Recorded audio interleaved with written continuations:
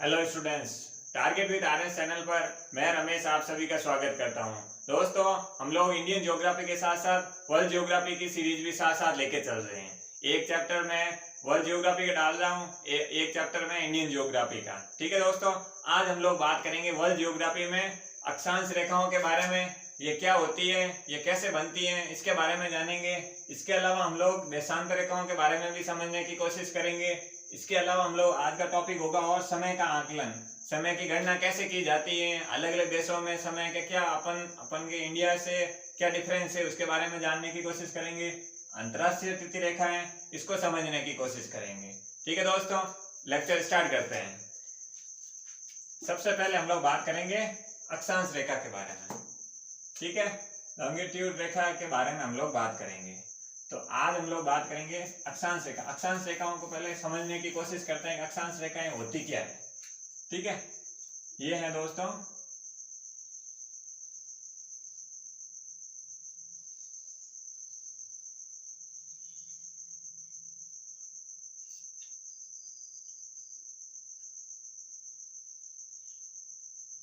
ये हो गया पृथ्वी या ग्लोब बोल सकते हैं। ठीक है दोस्तों, ये है जो अपन के क्या है 0 डिग्री अक्षांश रेखा भी बोल सकते हैं, विषुवत रेखा भी बोल सकते हैं, भूमध्य रेखा भी बोल सकते हैं। ठीक है, इंग्लिश में क्या बोलते हैं इक्वेटर लाइन।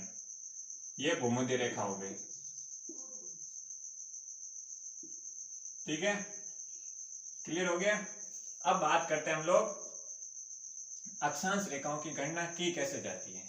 ठीक है, अक्षांश रेखाओं के बारे में हम लोग बात करेंगे। सबसे पहले जान लेते हैं भूमध्य रेखा कर क्या रही है। भूमध्य रेखा है जो पृथ्वी को दो बराबर स्पष्ट भागों में बांट रही है, उत्तरी गोलार्ध में और दक्षिणी गोलार्ध में। ये कौन सा गोलार्ध हो गया, उत्तरी गोलार्ध। इसे क्या बोलते हैं नॉर्थ पोल। ठीक है, और ये क्या हो गया दक्षिणी गोलार्ध, साउथ पोल। क्लियर हो गया। ये तो हो गई सामान्य जानकारी। भूमध्य रेखा करती है उत्तरी गोलार्ध और दक्षिणी गोलार्ध को दो बराबर स्पष्ट भागों में बांटती है। ये तो होगी भूमध्य रेखा की बात। अब हम लोग बात कर रहे हैं कि अक्षांश रेखाओं को समझने की कोशिश कर रहे हैं। तो अक्षांश रेखाओं की बात करें तो दोस्तों जो ये विषुवत रेखा है, ठीक है, इसके समानांतर उत्तरी और दक्षिणी गोलार्ध के किसी भी बिंदु पर जो ये पृथ्वी है, पृथ्वी का केंद्रीय बिंदु, पृथ्वी का केंद्रीय बिंदु कौन सा है ये मान लेता हूं। अगर अपन सेव का एग्जाम्पल लेते हैं तो सेव के एग्जाम्पल में हम लोग समझते हैं कि इसका केंद्र क्या होगा, जो बीज होता है सेव के अंदर वो एक पृथ्वी के सेंटर बिंदु के रूप में उसे एग्जाम्पल के रूप में लेते हैं। ठीक है, तो पृथ्वी का जो सेंटर बिंदु है तो कौन सा होगा, ये हो गई सेंटर बिंदु की स्थिति। ठीक है, यहाँ से अपन अक्षांश रेखा का आकलन कैसे करते हैं, जो पृथ्वी के केंद्रीय बिंदु से जो कोणीय दूरी अपन लोग कोण बनाते हैं। जैसे अभी समझने के लिए मैं यहाँ से ये कोण बना दे, कितने डिग्री का कोण है, ये 30 डिग्री का कोण है। ठीक है, तो ये 30 डिग्री का कोण है। तो यहाँ से जो 30 डिग्री का कोण है, यहाँ से हम लोग पृथ्वी के जो विषुवत रेखा इसके समानांतर एक रेखा खींच लेंगे काल्पनिक। दोस्तों ये कोई लाइन नहीं खींची हुई, एक प्रकार की काल्पनिक रेखा मानी गई है। ठीक है, समझने के हिसाब से। तो ये हो गई जो जितने डिग्री हम लोग कोणीय दूरी माप रहे हैं, जैसे 30 डिग्री का कोण माप लिया तो ये क्या हो गई 30 डिग्री अक्षांश रेखा। कैसे होगी, क्योंकि मैंने कोणीय दूरी मानी है पृथ्वी के केंद्रीय बिंदु से कितने 30 डिग्री। क्लियर हो गया, 30 डिग्री ये हो गई।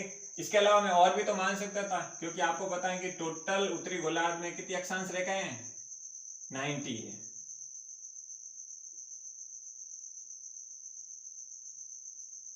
प्रत्येक 1 डिग्री कोण या 1 डिग्री अक्षांश पर एक एक अक्षांश रेखाएं खींची हुई है। तो यहाँ से एक डिग्री अक्षांश रेखाएं होगी, फिर 2 डिग्री 3 डिग्री 4 डिग्री करते करते टोटल कितनी हो रही है 90। टोटल अक्षांश रेखाएं उत्तरी गोलार्ध में कितनी है 90 है। इसके अलावा मैं और समझने के लिए सीधे 90 को ही ले लेता हूँ, जैसे ये 90 हो गया।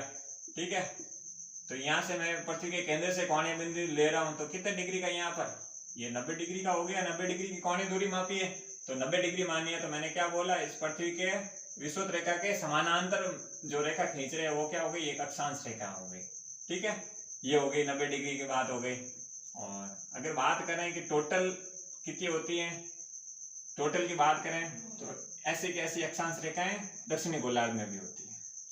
कैसे, जिस प्रकार कोणीय दूरी पृथ्वी के केंद्र से माप रहे हैं, तो यहाँ भी 30 डिग्री, यहाँ 60 डिग्री और यहाँ 90 डिग्री। ठीक है, और उत्तरी गोलार्ध में बात करें कि टोटल कितनी अक्षांश रेखाएं होती है, 90। क्लियर हो गया। उत्तरी गोलार्ध में 90 होती है, तो दक्षिणी गोलार्ध में कितनी होगी, ऑब्वियसली है कि दक्षिणी गोलार्ध में भी 90 है। कैसे काउंट करते हैं, यहाँ से 1 2 3 करते करते टोटल ध्रुवों पर जो अक्षांश रेखा है 90 डिग्री, टोटल 90 डिग्री है, जो 90 डिग्री दक्षिणी गोलार्ध, 90 डिग्री उत्तरी गोलार्ध, टोटल कितनी हो गई 180। जो ये आपको 0 डिग्री अक्षांश रेखाएं दिख रही, हम लोगों ने 1 से काउंट किया 90 तक, यहाँ से भी 1 से काउंट किया 90 तक, तो ये 90 और 90 हो गई 180। इसके अलावा जो 0 डिग्री अक्षांश है ये भी तो अक्षांश रेखा है, तो इसको भी हम लोग काउंट करेंगे, तो 90 प्लस 90 प्लस 1 तो कितने हुए 181। अगर आपको एग्जाम में पूछ ले कि टोटल अक्षांश रेखाएं कितनी होती हैं, टोटल होती हैं 181, 181 अक्षांश रेखाएं होती है। उत्तरी गोलार्ध में 90, दक्षिणी गोलार्ध में 90, जो विषुवत रेखा 0 डिग्री अक्षांश रेखा, इसको काउंट करने के बाद 181 आ जाती है। क्लियर हो गया, कैसे निकालते हैं ये आपको समझ में आ गया। पृथ्वी के केंद्रीय बिंदु से, जो केंद्रीय सेंटर बिंदु है, यहाँ से अपन लोग कोणीय दूरी मापते हुए अक्षांश रेखाओं का आकलन कर लेते हैं। ठीक है, ये क्लियर हो गया। अब देखते हैं अपन लोग इसके अलावा और क्या पॉइंट हो सकते हैं। इसके अलावा हम लोग ये भी देखने की कोशिश करते हैं, देखिए ये तो मैं बना लेता हूँ अक्षांश रेखाएं। ठीक है, ये टोटल हो गई,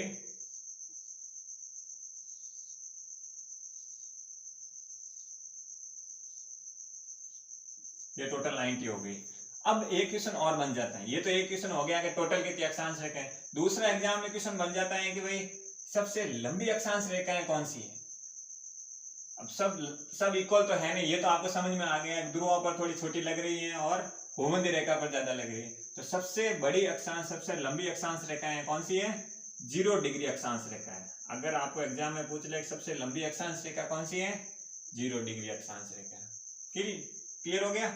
अब बात करते हैं कि सबसे छोटी अक्षांश रेखा है। अब लंबी की बात हो गई तो सबसे कम लंबाई की या सबसे छोटी अक्षांश रेखा कौन सी होती है, 90 डिग्री वाली। जो 90वीं अक्षांश रेखा है वो सबसे छोटी है, वो एक बिंदु के रूप में। अब ये अपन कह सकते हैं कि एक यूपीएससी जैसे एग्जाम स्टेटमेंट बन सकता है, भूमध्य रेखा से ध्रुवों की ओर जाने पर अक्षांश रेखाओं की लंबाई घटती है। क्लियर हो गया, कैसे स्टेटमेंट बन सकता है। इसको गलत करने के लिए इसका उल्टा भी बना सकते हैं, ध्रुवों से भूमध्य रेखा की ओर घटती है, या मतलब इस टाइप के क्वेश्चन स्टेटमेंट बन सकते हैं।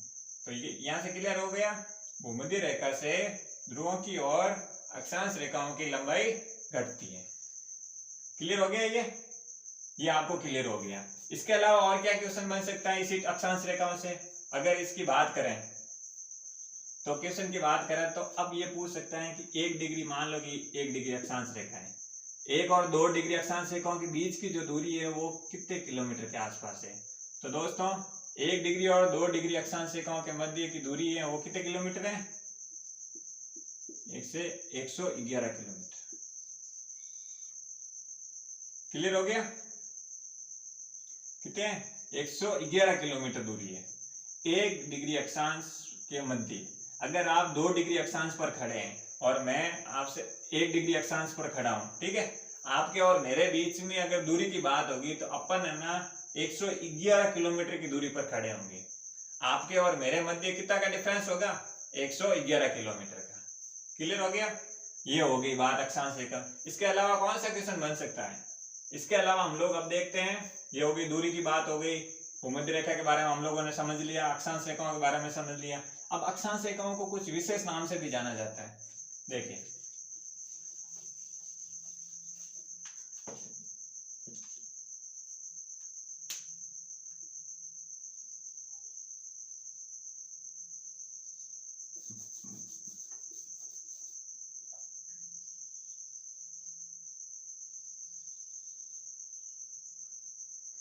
ये हो गया ग्लोब, हम लोगों को पता है ये हो गई 0 डिग्री अक्षांश रेखा है। तो विशेष नाम से क्या हो गया, एक ये हो गई 23.5 डिग्री अक्षांश रेखा, एक यहाँ पर हो गई 23.5 डिग्री अक्षांश रेखा। दोस्तों क्लियर हो गया, ये भूमध्य रेखा उत्तरी और दक्षिणी गोलार्ध को अलग करती है। ये जो 23.5 डिग्री दक्षिणी गोलार्ध और 23.5 डिग्री उत्तरी गोलार्ध वाली अक्षांश रेखा है, तो 23.5 डिग्री उत्तरी गोलार्ध वाली अक्षांश रेखा को क्या बोलते हैं, कर्क रेखा। क्लियर हो गया? ये क्लियर हो गया। और अगर दक्षिणी गोलार्ध की 23.5 डिग्री की बात करें तो कितनी है, इसे क्या बोलते हैं, मकर रेखा। ठीक है, ये कर्क रेखा हो गई, ये मकर रेखा हो गई। क्लियर हो गया? अब अगर इन दोनों के बीच में बात करें, आपको पता है कि सूर्य जो है 23.5 डिग्री उत्तरी और 23.5 डिग्री दक्षिणी गोलार्ध के मध्य है। कभी उत्तरायण होता है, कभी दक्षिणायन होता है। ठीक है, तो सूर्य किसके लंबवत होता है, कर्क रेखा के, कभी कभी मकर रेखा के लंबवत होता है। ठीक है, इसका मैंने मौसम वाले में समय का आकलन कैसे, मौसम का आकलन कैसे किया जाता है उसके बारे में मैंने बताया है। ठीक है, ये तो हो गई कर्क और मकर रेखा के बारे में। इसके अलावा क्या हो सकता है,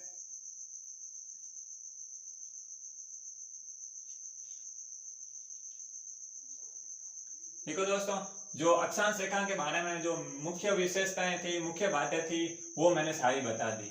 और अगर इसके बारे में, इसके अलावा हम लोग कुछ पॉइंट की बात करें कि भाई आप पूछ सकते हो कि क्या सर ये लाइनें एक रेखा के रूप में या वर्त के रूप में, तो दोस्तों ये अक्षांश रेखा की लाइनें एक वर्त के रूप में। आपको पता है ग्लोब होता है तो ये चारों ओर बनी हुई है, ऐसा नहीं है कि ये इसके पीछे भी चारों ओर बनी हुई है। क्लियर हो गया? देशांतर रेखा में ऐसा नहीं होता है, वो एक रेखा के रूप में होती है, लेकिन अक्षांश रेखाएं होती हैं जो एक वर्त के रूप में, न कि एक रेखा के रूप में। ठीक है, ये सिर्फ सामने वाला हिस्सा है, पीछे भी इक्वल है। ठीक है, ये क्लियर हो गया? ये बात हो गई अक्षांश रेखाओं के बारे में। ठीक है दोस्तों, ये हो गई अक्षांश रेखाएं। अब पढ़ेंगे हम लोग देशांतर रेखाओं के बारे में। दूसरा टॉपिक क्या है,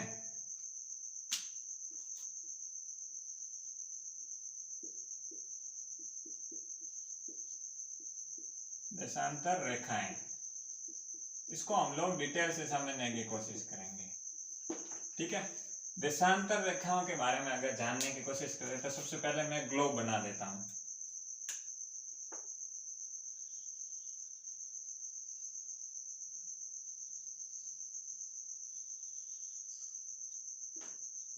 ये हो गया दोस्तों ग्लोब। ठीक है, अक्षांश रेखाओं तो हम लोगों ने समझ लिया कि पूर्व से पश्चिम की ओर हम लोग जो रेखाएं खींच रहे हैं, पश्चिम से पूर्व की ओर अक्षांश रेखाएं होगी। लेकिन जो देशांतर रेखाएं हैं वो कहां से शुरू हो रही है, उत्तर से दक्षिण की ओर जो हम लोग एक काल्पनिक रेखा खींचते हैं उसे क्या बोलेंगे, देशांतर रेखा। ठीक है, देशांतर रेखा कहां से, उत्तर से। ये क्या हो गया, नॉर्थ पोल, और ये हो गया साउथ पोल। ठीक है, ये जो अक्षांश रेखाएं हैं कहां से शुरू हो रही है, अपन लोगों ने अक्षांश रेखाएं कहां से, पश्चिम से पूर्व की ओर, पूर्व से पश्चिम की ओर रेखाएं जो खींच रहे थे। लेकिन इसमें क्या हो रहा है, उत्तर से दक्षिण की ओर, नॉर्थ पोल से साउथ पोल की ओर हम लोग जो काल्पनिक रेखाएं खींचते हैं उसे कहते हैं देशांतर रेखाएं। कौन सी रेखाएं, लैटिट्यूड। ठीक है, क्लियर हो गया? ये हो रही है देशांतर रेखा।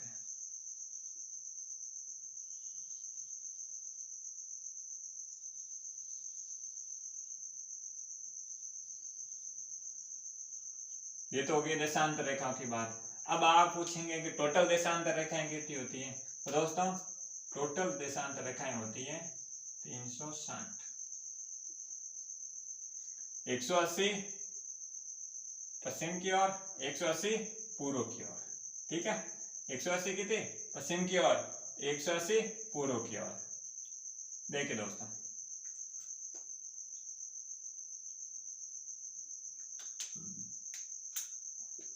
ये जो रेखा है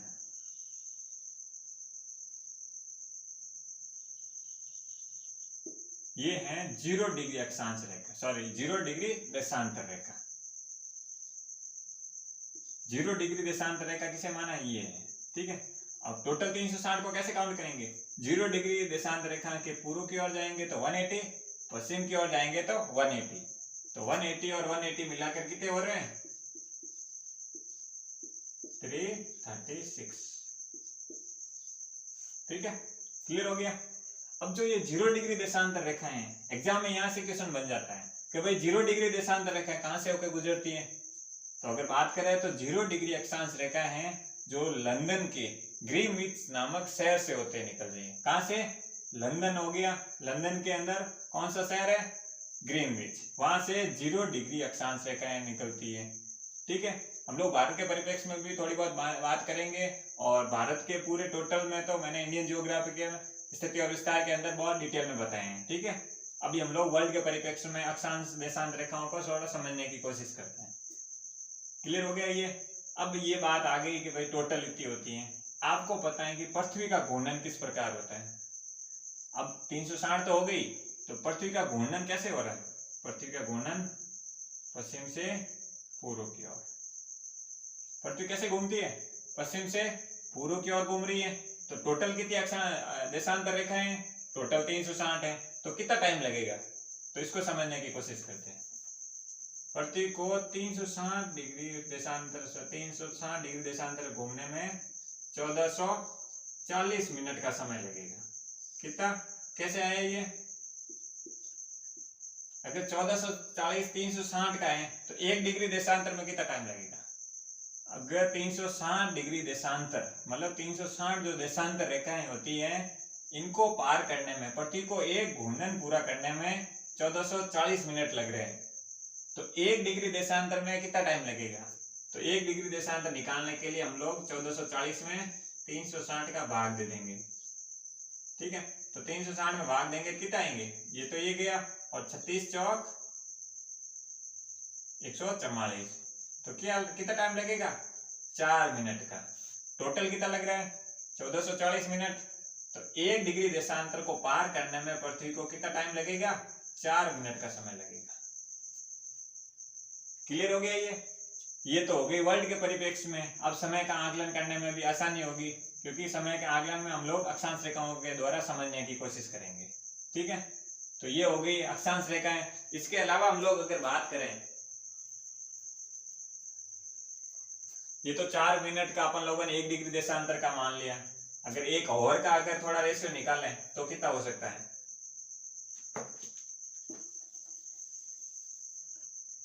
जैसे अगर मान लो 15 डिग्री देशांतर रेखाएं हैं। ठीक है, अगर आपको बोल रहे 15 डिग्री देशांतर को कैसे निकालेंगे, तो मैंने आपको बताए हैं 1 डिग्री देशांतर पार करने में पृथ्वी को 4 मिनट लगेगा। तो 15 डिग्री को पार करने में कितना टाइम लगेगा? 15 इंटू 4 कितने हुए? ये हो गया 4 पंजे 20, ये हो गया 2, 4 और 2 6। ठीक है, किसी को पढ़ना नहीं आता तो यहाँ से हो जाएगा क्लियर। ठीक है, ये हो गया टोटल कितना? 60 मिनट लगेंगे पृथ्वी को 15 डिग्री पार करने में। ऑर्डरली से समझेंगे तो और आसानी रहेगी। अपन 1-1 डिग्री से निकालने से बढ़िया है 15 डिग्री से निकालिए, और 60 मिनट का रहेगा। 60 मिनट का मतलब 1 घंटे का रहेगा पूरा। तो 15 डिग्री देशांतर को पार करने में कितना टाइम लगेगी पृथ्वी? 60 मिनट का समय लगेगी। ठीक है, ये हो गया 1 घंटे का। ये 1 घंटे की स्थिति हो गई। अब आप समझ गए होंगे कि 1 डिग्री पार करने में पृथ्वी 4 मिनट का समय लगी। टोटल कितने? 360 डिग्री देशांतर रेखाएं। तो अपन लोग अब इसका थोड़ा भारत के परिप्रेक्ष्य में देखने की कोशिश करते हैं। मैंने भारत के अक्षांश रेखाओं के देशांतर में विस्तार से बताए हैं, लेकिन थोड़ा इसमें भी समझते हुए चलते हैं। ठीक है, देखिए दोस्तों,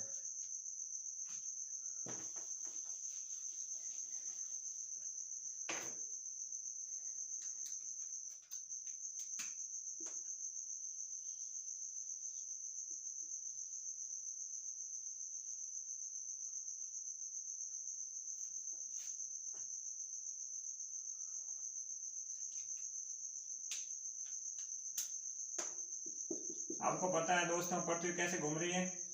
पश्चिम से पूर्व की ओर। तो भारत की स्थिति क्या है? मैंने इंडियन ज्योग्राफी में पूरा डिटेल से बताए हैं।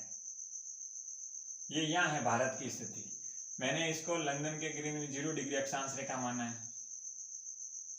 कहाँ है? लंदन के ग्रीनविच से 0 डिग्री अक्षांश रेखा निकलती है। ये जो भारत की स्थिति है, तो भारत की जो मानक समय रेखा कितने डिग्री अक्षांश पर माना है? 82.5 डिग्री। ठीक है, 82.5 डिग्री मानक समय रेखा मानी है। तो इसको भी अपन लोग समझने की कोशिश करते हैं।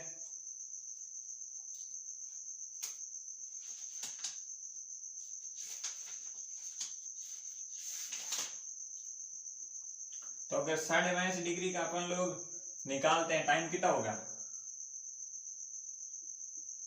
काउंट करो आप, तब तक मैं दूसरी चीजें बताऊं। 82.5 डिग्री का आप देखिए, ये होगी 0 डिग्री, तो 0 से 82.5 डिग्री मैंने आपको इंडियन ज्योग्राफी में भी लेक्चर में बताया था, पूर्व की ओर जाने से क्या होगा, समय बढ़ेगा। ठीक है, अपन लोग 82.5 को अगर 1 डिग्री को 4 मिनट से मान रहे हैं, तो 82.5 डिग्री को समझने की कोशिश करते हैं, तो 82.5 डिग्री में कितना टाइम लगेगा, 300 लगभग 30 होंगे। ठीक है, 28 इससे हो जाएंगे और 2 इससे हो जाएंगे, टोटल कितने होंगे, 330 मिनट, मतलब 5 घंटे और 30 मिनट जो टोटल टाइम होगा पृथ्वी का 0 डिग्री से 82.5 डिग्री में जो डिफरेंस होगा। अगर मान लो कि लंदन के ग्रीनविच नामक शहर में 12 बज रहे हैं, तो यहाँ पर 5.5 घंटे का अंतर आएगा। अगर हम लोग पूर्व की ओर जा रहे हैं 0 डिग्री से, तब समय बढ़ेगा, अगर पश्चिम की ओर जा रहे हैं तो समय घटेगा। इसको मैंने विस्तार से इंडियन ज्योग्राफी वाले लेक्चर में भारत के परिप्रेक्ष्य में बहुत डिटेल से बताया था। ठीक है, आप उस वीडियो को देख लेना, पहला चैप्टर ये है। ये क्लियर हो गया। इसमें अपन लोगों ने जान लिया 5.5 घंटे का, यहाँ 12 बजेंगे तो यहाँ क्या होगा, यहाँ भारत की स्थिति होगी 5:30 बजे होंगे। क्यों, क्योंकि 5 घंटे का अंतर है। भारत की स्थिति क्या है, पूरी उत्तरी गोलार्ध में, ना कि पश्चिम का हिस्सा है। पश्चिम में होता तो क्या होता, ये 5.5 घंटे उल्टे होते हैं, मतलब 5.5 घंटे समय कम होता है। यहाँ समय बढ़ रहा है, पृथ्वी कैसे घूम रही है, पश्चिम से पूर्व की ओर घूम रही है। अपन लोगों ने पता है कि पूर्व की ओर जाने से समय बढ़ता है और पश्चिम की ओर जाने पर समय घटता है। क्लियर हो गया। अगर देशांतर रेखाओं की बात कर रहे हैं तो हम लोग अब भारत के परिप्रेक्ष्य में देख लेते हैं। ये हम लोग पहले भारत का मैप बना देते हैं।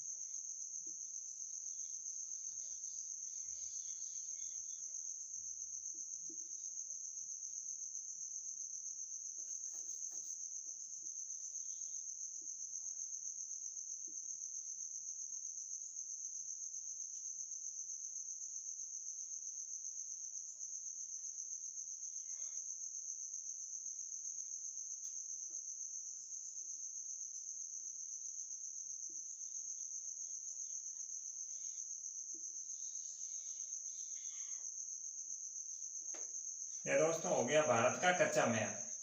ठीक है, तो हम लोगों ने ये समझा कि देशांतर रेखाओं के बारे में हम लोग अब भारत के परिप्रेक्ष्य में देख रहे हैं। तो भारत के परिप्रेक्ष्य में भारत की देशांतर रेखाएं कहाँ से, भारत का देशांतरी विस्तार कहाँ से स्टार्ट हो रहा है, भारत का देशांतरी विस्तार यहाँ से कितने 68 डिग्री 7 मिनट के अंतराल के यहाँ से गुजरात के तट से, गुजरात के तट से 68 डिग्री 60 मिनट से कहाँ देशांतरी विस्तार खत्म हो रहा है, अरुणाचल प्रदेश के तट पर कितने डिग्री 97 और 5 मिनट, 97 डिग्री और 5 मिनट का अंतराल में ये जो भारत का देशांतरी विस्तार है, ये कहां से कहां तक है, गुजरात से अरुणाचल प्रदेश तक। ठीक है, क्लियर हो गया। अब बात करते हैं भाई कितना है, तो लगभग 268 से 97 तक लगभग कितना होता है देशांतरी विस्तार, लगभग 29 और 29 पॉइंट कुछ होता है, तो अपन सुविधा की दृष्टि से उसे लगभग 30 मान लेते हैं। ठीक है, तो टोटल कितना हो गया 30 डिग्री देशांतर। तो 30 डिग्री देशांतर को अगर हम लोग समय की गणना करें तो 30 डिग्री अपन लोगों को पता है कि पृथ्वी पूर्व से पश्चिम से पूर्व की ओर घूम रही है। ठीक है, 1 डिग्री देशांतर को पार करने में पृथ्वी कितना टाइम लगती है, 4 मिनट का समय लेती है। तो 30 डिग्री देशांतर को पार करने में कितना लगेगी, 30 × 4 120 मिनट, मतलब 2 आवर का अंतर। भारत का देशांतरी विस्तार में लगभग 2 आवर का अंतर आएगा। कैसे, अगर सूर्य अरुणाचल प्रदेश में जब उग रहा है 8 बजे, तो उसके 2 घंटे बाद में, तो उसका जो मतलब जो सूर्य उगने का जो अंतर है वो कितना रहेगा, 2 घंटे का रहेगा। यहाँ अगर 2 घंटे पहले उगता है तो इसके 2 घंटे बाद में यहाँ गुजरात में सूर्य का, ठीक है, सूर्य उगेगा। क्लियर हो गया। यहाँ 2 घंटे का अंतर आ रहा है, तो इस 2 घंटे के अंतर को सही करने के लिए भारत के द्वारा या सभी देशों द्वारा एक मानक समय मान ली गई है, मानक समय रेखा। ठीक है, तो भारत के लिए क्या मानी है उसके बारे में जानते हैं। तो भारत ने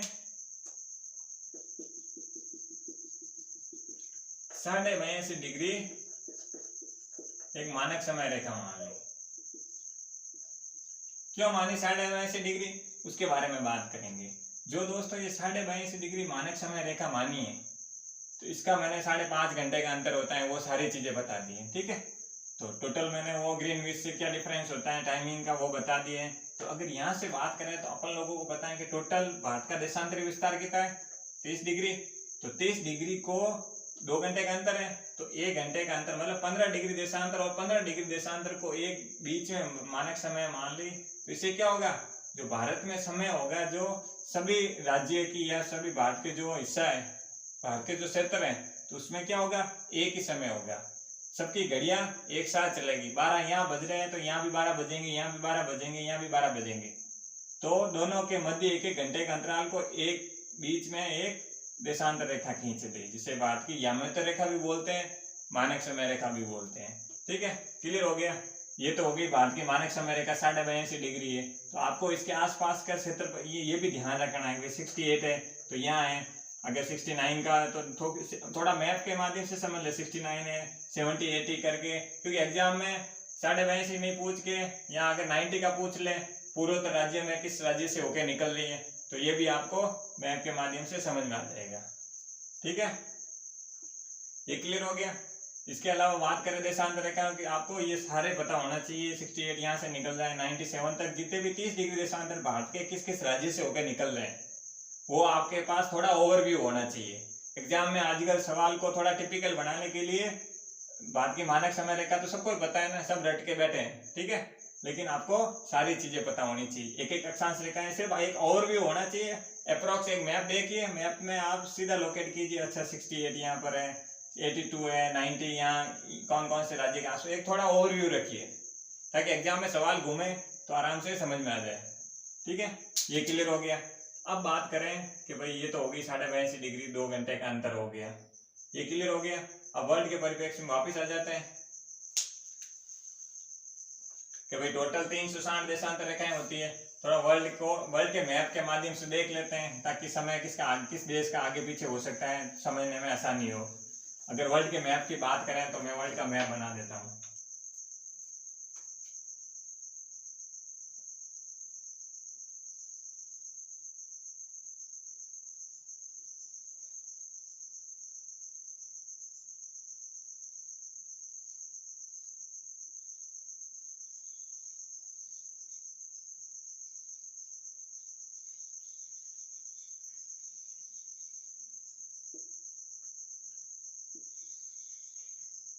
ठीक है, ये हो गया उत्तरी अमेरिका।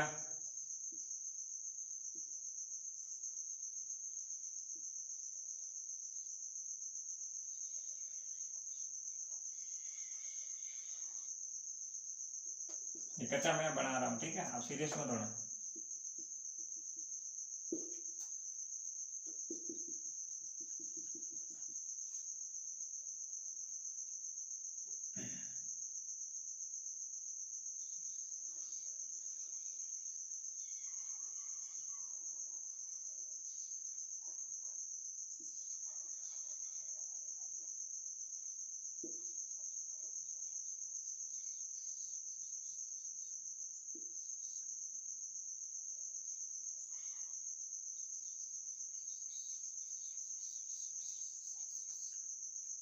ये हो गया वर्ल्ड का मैप। ठीक है,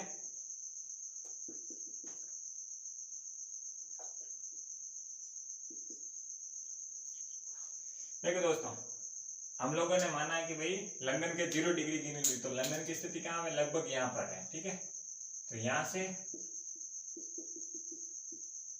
ये हो गए लंदन के ग्रीनविच नामक शहर से। तो अपन लोगों को ये पता है कि भाई लंदन के ग्रीनविच से 0 डिग्री अक्षांश रेखा से पूर्व की ओर जाने पर क्या होगा, समय बढ़ेगा। पृथ्वी कैसे घूम रही है, पश्चिम से पूर्व की ओर, और पश्चिम की ओर आने पर समय घटेगा। ये वर्ल्ड का मैप हो गया।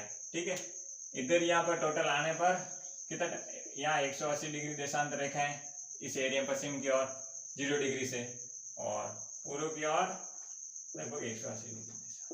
जो 180 डिग्री देशांतर है, तो यही क्या अंतरराष्ट्रीय तिथि रेखा किसे माना है, 180 डिग्री देशांतर के पश्चिम की ओर पूर्व की ओर, जो इसी के माध्यम से समय का आकलन समझ में आता है। यहाँ से अपन लोगों को 0 डिग्री समझ में आ गया। इसके पश्चिम में जो जो देश होंगे तो अपन लोग समझ लेंगे कि यहाँ समय कम होगा।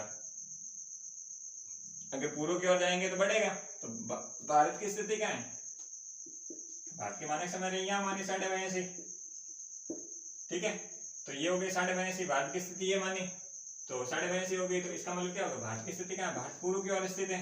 अगर पश्चिम होता तो क्या होगा, समय घटता, यहाँ समय बढ़ेगा।